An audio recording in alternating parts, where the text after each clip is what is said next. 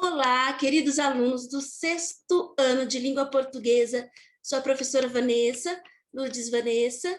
Estou aqui para explicar para vocês as atividades do roteiro 3, para ficar bem fácil de vocês realizarem, ok?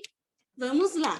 É muito importante você acompanhar com o seu livro aberto nas páginas indicadas, roteiro de estudos ao lado e já fazer na sua folha separada para entregar as atividades, escrevendo no alto seu nome, nome da professora, 6º ano, A.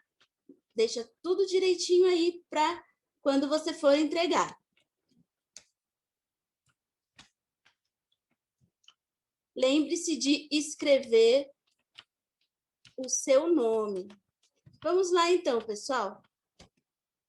A primeira atividade pedida no roteiro de vocês está aqui. Primeiro dia, leia a página 121 e reflita sobre o anúncio publicitário, respondendo mentalmente as questões 1 e 2 da página 121. Mentalmente quer dizer que você não precisará escrever, mas precisará ler e pensar sobre as respostas dessa página. Na página 121, começamos a leitura aqui. É importante você abrir o seu livro e acompanhar a leitura junto comigo. Nada de olhar para o lado, para o alto, muito menos conversar com alguém nessa hora. Olhe para o seu livro e leia as palavras, acompanhando aqui a minha leitura para você treinar também e ficar mais fácil de você entender.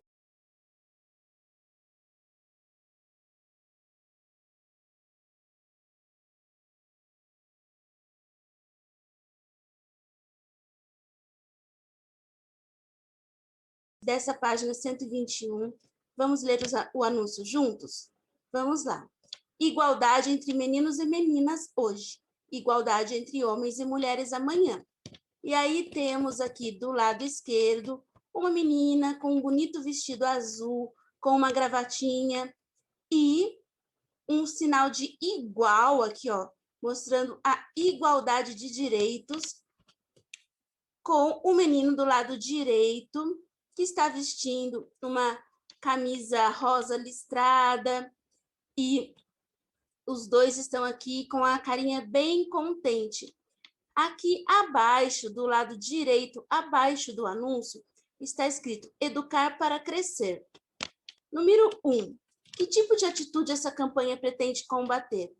Essa campanha pretende combater as atitudes de discriminação, de diferenças entre homens e mulheres.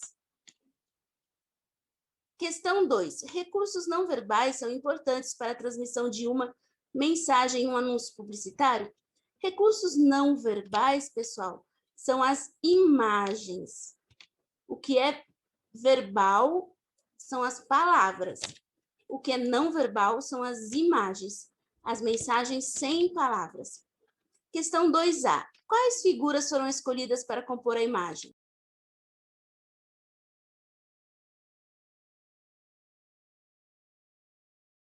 Olha só, as figuras foram essas. Uma menina de vestido azul e gravata e um menino de camisa rosa listrada. Questão 2B. Explique a maneira como essas figuras foram organizadas no anúncio e relacione-as ao objetivo dele.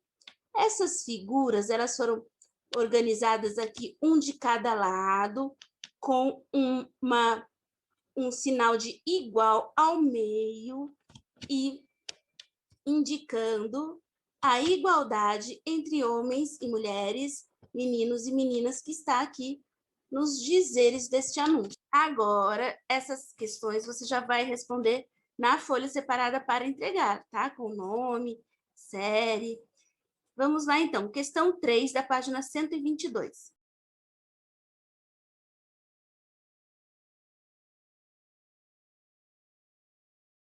No texto verbal, aparecem 4 palavras que nomeiam seres. Quais são elas? Olha só, quais são os seres que tem ali na frase do anúncio, que é igualdade entre meninos e meninas hoje, igualdade entre homens e mulheres amanhã. Então, tem os seres aqui, que são meninos, meninas, homens e mulheres. Questão 4. Essas palavras fazem referência a um grupo e não a um único ser. Como essa ideia de número é indicada?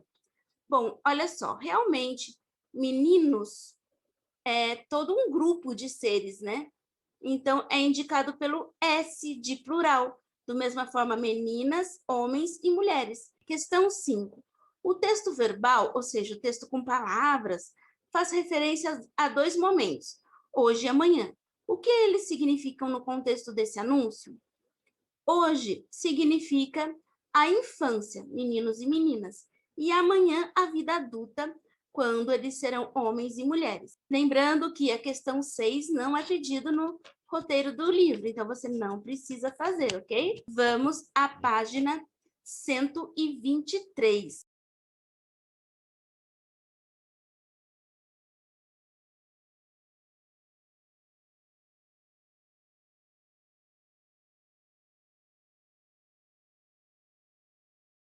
Primeira coisa que está sendo pedido para a gente ler na página 123 é o quadro azul, bem ao final da página, que é a explicação sobre substantivos. O que são substantivos? Vamos ler no quadro azul. Os substantivos que se aplicam a todos os seres de uma espécie são chamados de substantivos comuns. Aqueles que dão nome a um indivíduo específico denominam-se substantivos próprios e são escritos com inicial maiúscula. Então, substantivo comum são seres que têm nome comuns, assim, por exemplo, cachorro. Qualquer cachorro a gente chama de cachorro, então é substantivo comum. Homem, país, pintor, todas essas palavrinhas são substantivos comuns. Substantivos são nomes de coisas e seres. Agora, o que são substantivos próprios? Os substantivos próprios é quando a gente tem um nome que só aquele determinado ser ou coisa pode usar para diferenciá-lo mesmo dos outros. Por exemplo, aí no quadro azul, temos como substantivo próprio Hulk, que é o nome de um ser, né? Aquele super-herói verde. Então, é grafado com letra maiúscula, porque é o nome próprio. Rafael, olha só, R maiúsculo, porque é um nome específico de um determinado menino. Só os meninos com esse nome que podem ser chamados de Rafael, por isso é nome próprio, R maiúsculo. Brasil é o nome do nosso país, é um nome específico, não é qualquer país que pode ser chamado de Brasil, por isso B maiúsculo, é nome próprio. Portinari é um sobrenome de um pintor muito importante, então P maiúsculo porque é um sobrenome, é um nome próprio.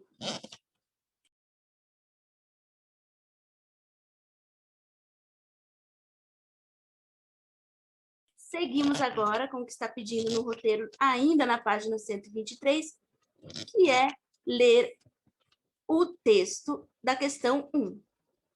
O substantivo na prática. Leia o parágrafo inicial de uma reportagem publicada em um blog. O que o nome do seu animal diz sobre você? Lembrando que eu leio aqui e você lê acompanhando aí no livro, tá? Questão 5. O texto verbal, ou seja, o texto com palavras, faz referência a dois momentos, hoje e amanhã. O que eles significam no contexto desse anúncio? Hoje significa a infância, meninos e meninas, e amanhã a vida adulta, quando eles serão homens e mulheres. Lembrando que a questão 6 não é pedido no roteiro do livro, então você não precisa fazer, ok? Vamos à página 123.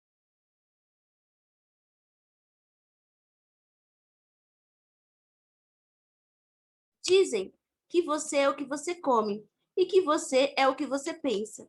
Não muito diferente.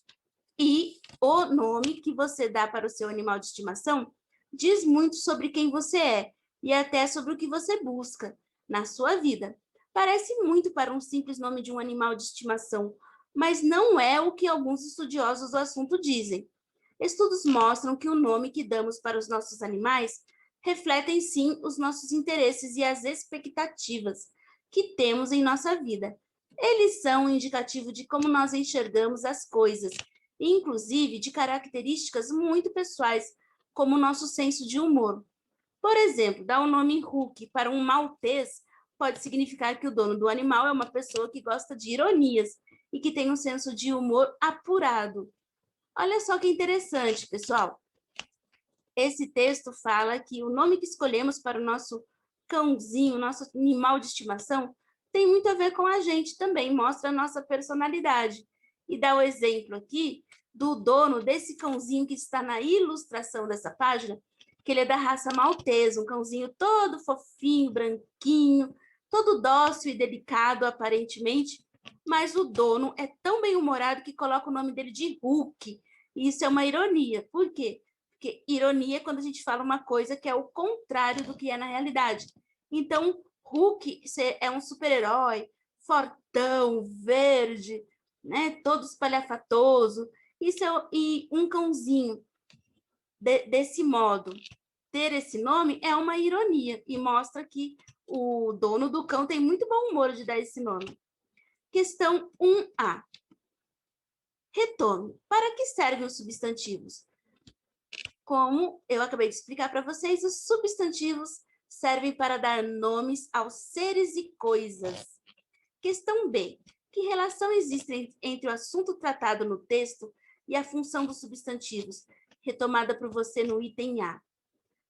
O assunto tratado no texto fala sobre os nomes próprios que damos aos nossos animais de estimação. Então, se trata de um texto sobre substantivo próprio. Questão 1C. Segundo a reportagem, o que leva as pessoas a escolher os nomes de seus animais de estimação?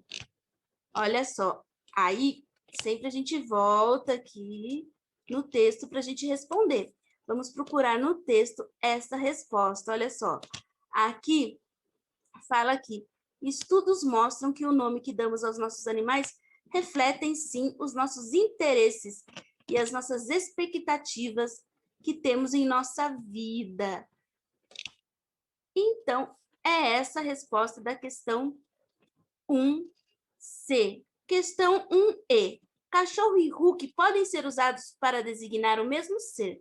Que diferença existe entre essas formas de nomear?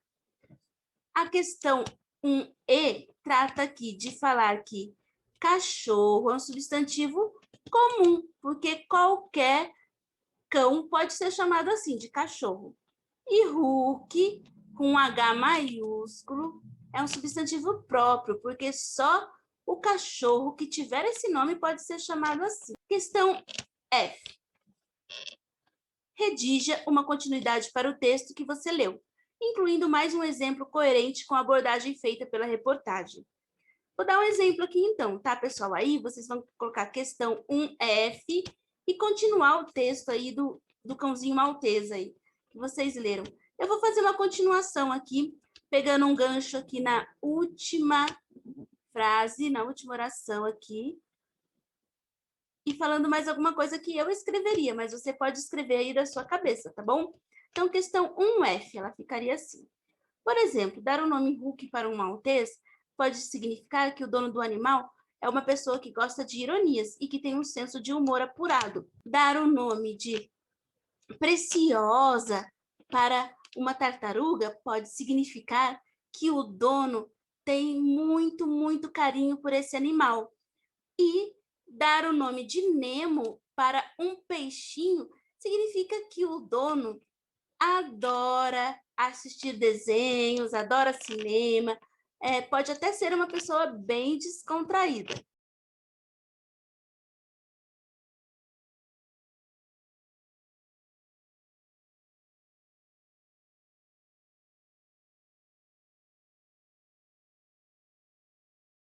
Vamos agora para a página 124. E, novamente, a primeira coisa que o roteiro pede aqui, leiamos o quadro azul sobre substantivo concreto e abstrato. Vamos ler e depois eu vou dar uma explicação geral aqui para vocês também. Os substantivos que designam seres reais ou imaginados, objetos, lugares e instituições, são chamados de concretos. Jardineiro, fantasma, panela, São Paulo, Petrobras, escola, etc. Pessoal, uma dica de ouro para você. saber o que é um substantivo concreto, decorar aí, ó, na sua mente. Substantivo concreto é todo o nome de seres e coisas que dá para a gente desenhar. Dá para desenhar o jardineiro? Sim, é substantivo concreto. Dá para desenhar o fantasma? Sim, é substantivo concreto. Dá para desenhar uma panela? Sim. Dá para desenhar a cidade de São Paulo?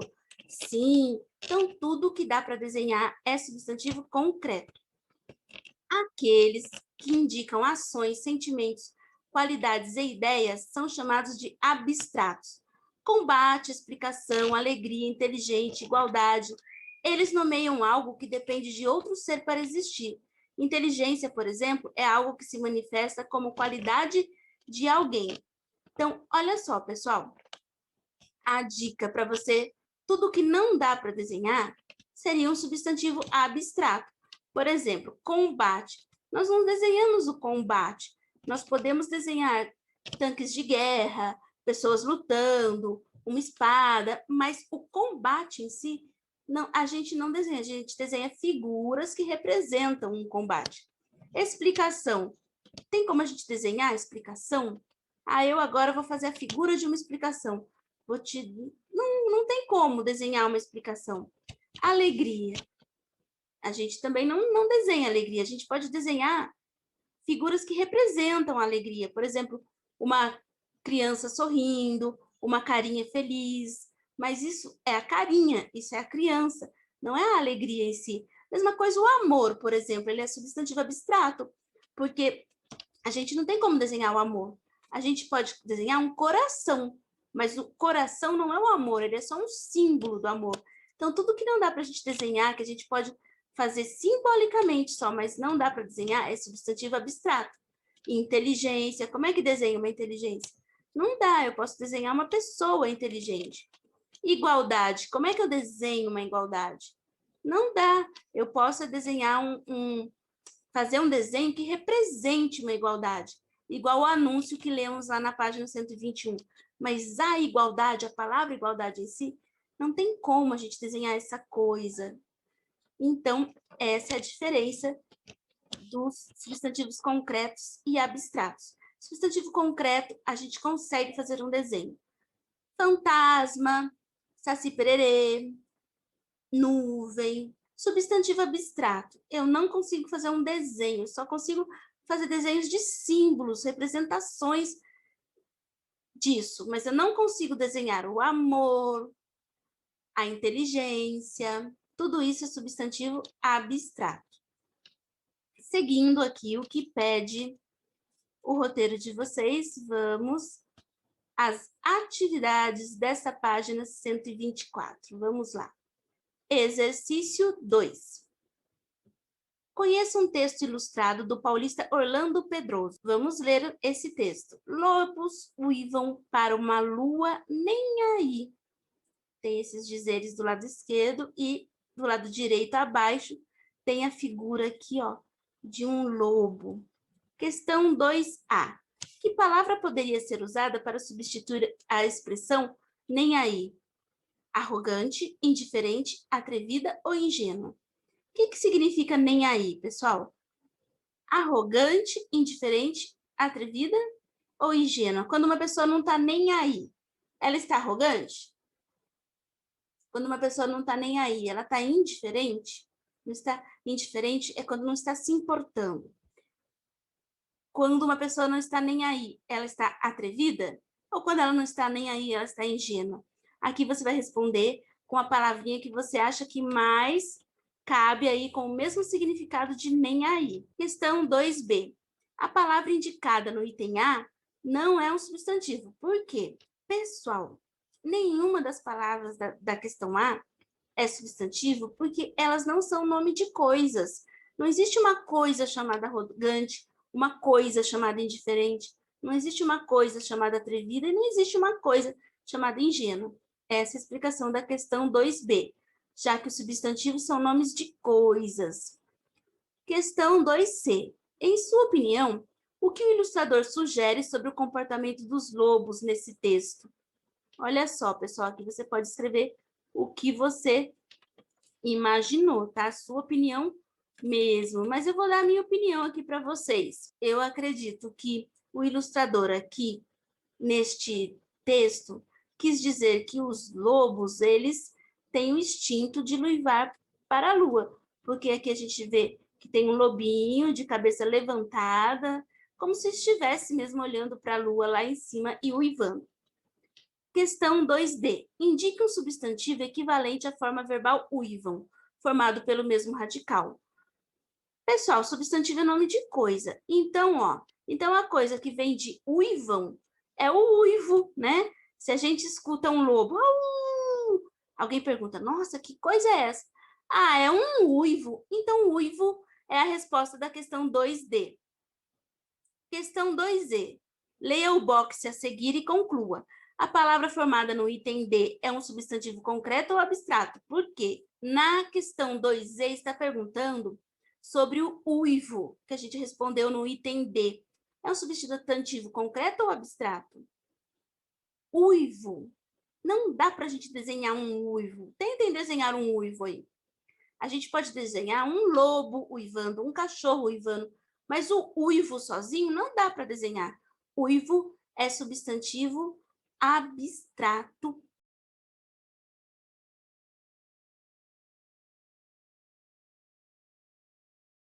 Galerinha, próxima coisa que o roteiro de vocês está pedindo é para que vocês leiam o quadrinho azul que está explicando sobre substantivos simples e compostos.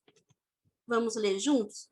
Os substantivos formados por uma única palavra são chamados de substantivos simples. Roupa, flor, pé, sol. Aqueles formados por duas ou mais palavras são substantivos compostos.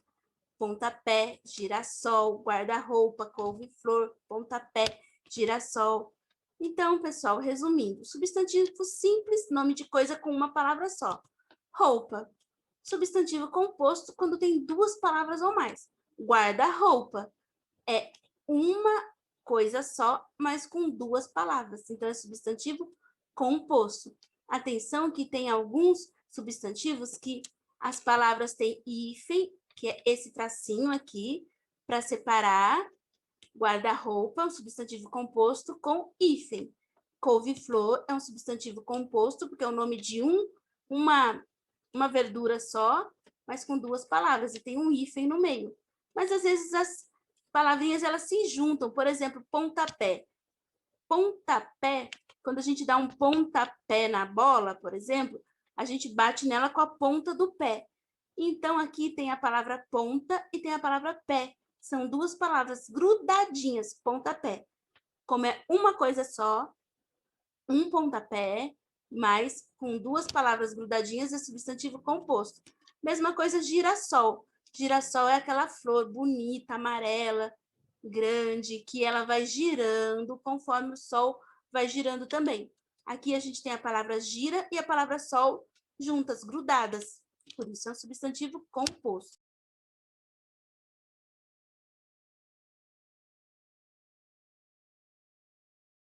Agora, pessoal, para a gente fazer as atividades pedidas da página 125, nós temos que ler os quadrinhos primeiro da página 124. Vamos, então, para o exercício 3, página 124. Leia uma tirinha com os personagens Garfield e John, criados pelo quadrinista estadunidense Jim Davis. A gente vê aqui no primeiro quadrinho o Garfield abrindo a geladeira e o John, que é o dono dele, perguntando: que cheiro é esse? No segundo quadrinho, a gente vê o Garfield na mesma posição, abrindo a geladeira, mas sai dele. Aqui é um balãozinho de pensamento. Balão de pensamento é esse que é tipo uma nuvenzinha com bolinhas. Quer dizer que o Garfield, ele não fala, ele só pensa porque ele é um gato. Aí ele responde aqui, né, no pensamento só. Nem ideia. No terceiro quadrinho, a gente vê o dono dele aqui, né, ó, já mudou a expressão da carinha dele. O Garfield também começa a olhar para ele. E o Garfield aqui, em pensamento, ó, dá uma mensagem aqui. Mas se você quiser, eu posso perguntar para o meu amigo, o senhor Repolho de 7 meses de idade. Olha só, Então, pessoal, o John, dono do Garfield, pergunta que cheiro é esse. No último quadrinho, o pensamento do Garfield aqui responde pra gente. Ou seja, né? Era um repolho ali, ó, repolho bem velho na geladeira, que não estava cheirando nada bem. Seguimos para a questão 3A sobre esses quadrinhos. 3A. Que percepção a pergunta de John revela? Olha só, a pergunta do John é essa daqui. Que cheiro é esse? A pergunta dele revela que tem algo cheirando mal na geladeira. Essa é a percepção. A pergunta dele revela a percepção de que tem algo cheirando mal na geladeira. Questão 3B. Garfield é sincero quando responde que não faz ideia da origem do cheiro? Por quê? Olha só, no segundo quadrinho, ele responde em pensamento, nem ideia. Só que ele já está olhando para a geladeira, então ele não é sincero, não. Por quê? Porque ele já está olhando e ele já está vendo que o cheirinho é lá do repolho. Questão 3C. Garfield cria um nome especial para o alimento que está na geladeira. Descreva como esse nome é formado. Na questão 3C, vocês podem dizer que esse nome é formado por um substantivo composto, que é o senhor repolho de 7 meses de idade. É um nome substantivo composto, porque está tudo unido aqui pelo hífen. Então, é um nome só para esse repolhinho. Seguimos, questão 3D, na página 125. Como você percebeu, Garfield criou um substantivo composto. Além disso, é um substantivo próprio. Como sabemos disso? Sabemos que é um substantivo próprio porque é o nome do repolho, como se ele fosse uma pessoa. Inclusive, aqui está se chamando de senhor, né? Então, sabemos que é um substantivo próprio porque é um nome que é dado somente para esse repolho. Nenhum outro repolho do mundo tem esse nome. Repolho de 7 meses de idade.